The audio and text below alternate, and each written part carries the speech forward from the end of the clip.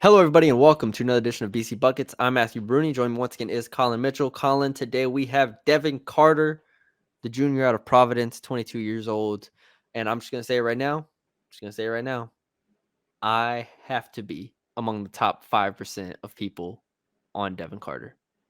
Like, I Yeah, just, I watched him at first and I hated him, and then I kept watching him, and now I love him. So I'm glad I swapped. okay. I Um, wasn't sure. You texted me.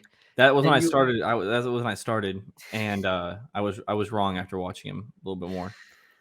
Colin texted me. He was like, I hate Devin Carter. How is he top 10? How is he top 15? I don't see it. And I was like, I oh, did okay. say that. Come around. We'll see. Um, Devin Carter, I think is eighth. Hold on, let me just look where I have him on my board right now. Eighth on my board. And I could move him higher, but we'll see. We'll I see. have him 12 right now, but I think I could put it. I mean, like I said, I have a bunch of. I have him an 86 rating, and there's like 20,000 people that Yeah, I are have him at that. 88. I have him 88 right You have now. him So 88. That's yeah, crazy. Devin Carter is the guy for me here. Big East Player of the Year, 33 games played, 35 minutes, 20 points, 9 boards, 3.5 assists, 2 steals, 1 block, 47% from the field, 38% from three. This is a dude who can just do literally everything on the court, and I don't think I'm being facetious. Like I don't think I'm being I No, don't I think I'm agree. exaggerating. Like I I just watched his tape and I watch games and games, and it feels like every play he's in on some way, somehow. The effort is there, both sides of the ball. Um, it's been like a running joke that I don't like older players, but like he's 22, Yeah, it's getting close um, to your age there. not 23. He's not 23 like Connect or De Silva or these other cats, but he's 22, and I just think immediately, what do we say about like older players? Like, can you see them immediately helping a team? And I think the answer is definitely yes. Like, Yep. without a doubt, yes. The only downside to me is he is only 6'2". Like, That's your only downside. if he was 6'4", I would probably have him as a top 5 pick. Like, legit. And the thing is, he's 6'2", but and let's start with the strengths, Colin, before we get to your negatives I of mean, I have Devin two Carter. negatives, but it's just incredibly you I only have have two too. I have two as well. Okay. Um, Positives, like physically, he's an NBA player. 6'2", 6'9" wingspan, 6'8" Yeah. and 3/4 if you want to be specific, Yeah. and a 42-inch vertical. Yeah, the vertical's crazy. And the funny thing is, before I even like I'd seen some Devin Carter like throughout the year, but then it's like you go back and watch games, and before I even knew what the vertical was, there was like a dunk where I'm like I wasn't expecting him to dunk it, and he just kept going up, and I was like, oh my god, what is his vertical? And it's Mhm. 42 inches, like, and I feel like I remember seeing that when the draft stuff came out, but yeah, it shows up on dunks, it shows up on rebounds. Um, I love the defense.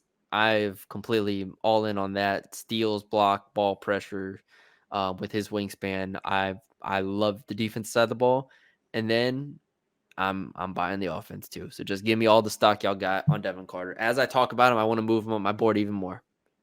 Wow. Look at you. Yeah, I mean, I completely agree with defense. Defense for me, I think is what's going to get him paid in the league. Mm-hmm. I think like he scored 20 points a game, right? Yeah, 20 Yep. points a game, and I don't think that that's going to obviously be his role in the NBA. I think it's going to be a situation of like he's able to do those things, but he's not. He's not a scorer, but he can score type of thing. Yeah. And he does that with a lot of things. He's not a playmaker, but he can play make. Yeah. Like it's not his primary job. So I think that's what makes him more effective than anything. And I go back to a guy that I compare a lot of people to, Bruce Brown. I think Bruce Brown, he could be better than Bruce Brown, but Bruce Brown got paid. And if Yeah. you add the three, if you buy the three ball from Devin Carter, you have like if there was like an all NBA for a gadget player, like Devin Carter's that guy. And I love gadget players because they can do so many different things. And I think that he'd be like one of the best in the league. Now, if you buy the shot, which we can talk about in a little bit, Because I buy the shot too. see, I buy the shot, but I don't like the shot. Okay. I think all of BCB, right? We've done this for year 4 for us. I already know what you're gonna say too. We always come back to, oh, the shot's not great, You're but about to if bring up like Tyrese Halliburton and Tyrese yep. Halliburton dropped on my board because his shot was disgusting. But the difference between his shot and Devin Carter's shot is that Devin Carter's shot's really slow. Okay, I hate he I hate gets the it off though. but is he Wait, gonna get okay, it off first of all, against timeout. Tyrese Halliburton had an incredibly slow shot in college. He quickened it up now in the NBA where it's like a little like fast. I don't even know See, how to I replicate guess I it. just don't remember it that way. But I was saying he wasn't gonna get off because it was like a set shot where like he like I don't even remember, but Carter had some like step backs. He had some off the dribble shots. Like Yeah, okay. They didn't look good, but they went in. it's Yeah. funky, but he attempted 7 of 3s per game last Yes, he year, did. Yes, he and he did. shot 40% or 39% in conference on 140 attempts. Yeah. Like, give this dude, and if his work ethic off the court is half of what it is on the court, like he's gonna be able to shoot in the NBA. Fair. So you give me that, and then he shot 62% at the rim in half court. Yeah. Like, where are we here? Where am I right now to have stumbled upon a player so great and so well-rounded and a Is this player? this year's Trace Jackson Davis? In terms of Yes, but like I'm your higher on him than Trace. This Oh, might of be the course. highest I've ever been on a player that's not a top 5 pick. Really? This dude checks every single box. So let's okay, let me make sure I don't have any more strengths before we get into your negatives. Let me I didn't get done with my Oh, go ahead. strengths. Sorry, Come sorry, on, you have come more on, come on, strengths come too. on. I think versatility wise, he's only 6'3" or whatever Yeah. he is, 6'2". Yeah. With his length, he could guard 1 through 3. And then even like smaller like forwards, like in the post, He's like strong. what was crazy to me is like watching, obviously it's college, it's not the same. And Providence isn't in the craziest basketball conference in the world, but when he's guarding taller players and just eating up, well, I mean, like in terms of like athletes, Okay, yes. he's just like eating up and swallowing a ball. And he's Yeah. just like, this is mine now. And he's getting in passing lanes. He's blocking the ball like at the rim rejection. And he had a block per game, but they were like highlights. Yeah. That like any guard would ever want. And Yeah. that was the thing that impressed me most, was the versatility on defense. And then just obviously he's already a good point of attack defender anyways. And that's just going to get you paid. Yeah. Well, I don't even know if I talked about his rebounding. He averaged almost 9 rebounds per game last year. We didn't talk about his, yeah. I mean, Jesus Christ. It's insane. Dude. It's like, insane. I'm gonna have to move on now because we're just in an echo chamber right now. Yeah, I don't care. Echo back to me. Come on, keep talking about how. Last thing I have on my strengths is, again, he's a playmaker, or he can make plays, but he's not a playmaker. His passing ability is actually, I really like. It wasn't. I think as a negative, we'll come back to it, is his shot creation. He's not able to get you moving a lot. Mm-hmm. But when he is able to do, when he does get in the post, he's able to find anybody cutting. Yeah, and his court vision is really good, and that's important. So. Yeah, I think he's a good passer. I don't think he's like a special passer. Yeah, it's more like a feel thing for me, and I think that's really good from him. So weaknesses. What are your weaknesses, Bruni? Because apparently you only have I have a couple. The question to me is, can he be an on-ball option? Like, can he be a guy you run like a ball screen with? Can he be a guy that you kind of somewhat initiate your offense? Can he be like a secondary option? But do you want him to? No, but it would be nice. Like, okay, immediately comp Drew Holiday, right? Like, Drew Holiday at times can be a secondary option. So it's like, can you get to that level? Because I think Drew at times can create his own shot and get to the basket like at will. Like he can do those things. Can Carter get to that level? I think it will be interesting to see. Because if not, it is more of like like you said, a gadget-ish player. Like if he's going to reach a ceiling, he does need to have that off-ball ability to just get by a guy or draw to or finish through contact. I wonder if he could be like a Pat Bev without the craziness. I mean, honestly, I'm going to say right now, I think he's in the league for like 12 years. I think that's like a floor. No, yeah. I mean, my floor for him right now is like Davion Mitchell, staying at the same.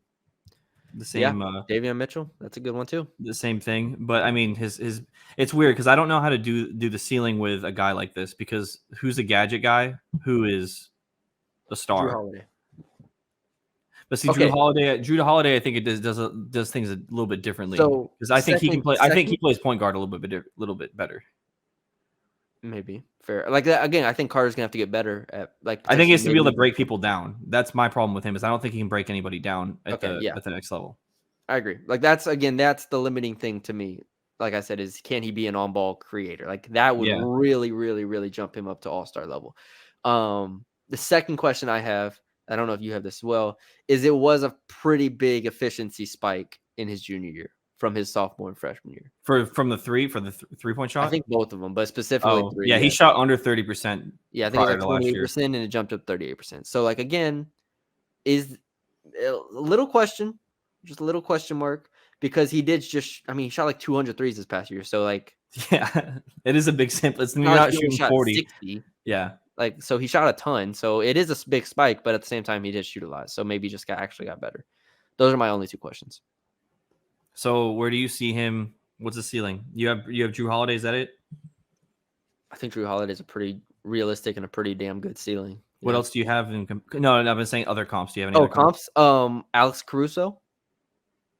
That's interesting. May I interest you in an Alex Caruso? I think that is an awesome comp. I mean, at this draft has been knocked for being like really like not high ceiling talent. I think there's a lot of players like a Devin Carter who even could still, like you said, be a Drew Holiday. I think there's a lot of players in this draft that are very like could come in and make an impact right away. Yes. And Devin Yeah. Carter is one I of think those guys. I think some people have said once you get outside like the top 5 or so, like you're like, all right, you can find starters. Oh yeah. Yeah. Then I also have just again guards that are kind of defensive that can kind of do a little bit of everything. Jalen Suggs and Trey Jones for the Spurs. But Trey Jones is more of a point guard. But Trey Jones can't create his own shot either. So there you go. Yeah. That's Those are my interesting. comps. That's interesting. I feel pretty good about those comps. I mean, I think he'll be in the league a long time. If he's not, I'm shocked. Like the only way it doesn't work out is if he can't shoot, which would surprise me again. But again, he's so good at a lot of. But like he could even still like Tony Allen didn't have a shot and he was like 6'3" and was like a defensive menace. Yeah. I mean, again, like Patrick Beverly is a fine shooter, but he's not like a great shooter. So it's like, yeah, it'll be interesting. But yeah, Devin Carter, buy the stock right now. 8th on my board. Ron Holland, he's coming for you. Ron Holland's 8th on your board. Oh yeah, I dropped him. Did I ever tell you that?